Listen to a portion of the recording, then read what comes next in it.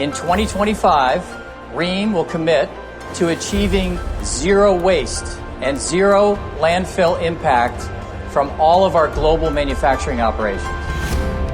Emax is such a light manufacturing. We don't have a massive amount of waste. But what we do have are some ones that we need to address, styrofoam being probably one of our biggest issues. And we have a plan to get that completely converted to recyclable materials. I think that as a company that we're doing pretty well. We're always looking at ways to better recycle things like the cardboard baler we just put in. So we're looking at all these different technologies and areas of renewables, but sustainable product for the next 5, 10 years and beyond.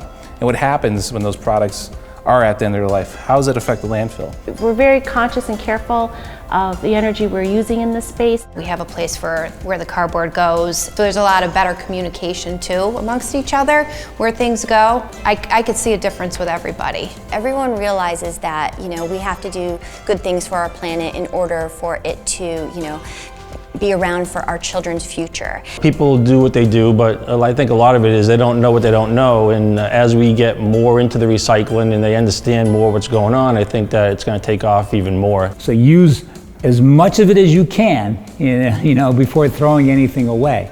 And even then, make sure that no one else can use it. My mother-in-law is from Germany. She grew up during the war, and she has to have the smallest carbon footprint that I've ever seen on an individual or even could imagine. And what was interesting is that's her way of life. Uses minimal water, there's not waste going out of her house, she's recycling, she's very conscious of what she's bringing in. But to her, that's not a burden, that's just a way of life. I spent 10 years on a submarine where you have to really travel light. There is no room for waste. You don't bring things that are wasteful or disposable. It's easy for me. I can always see the benefit of leaning things out. Now we each have our own recycling bin, and so that just really feels good.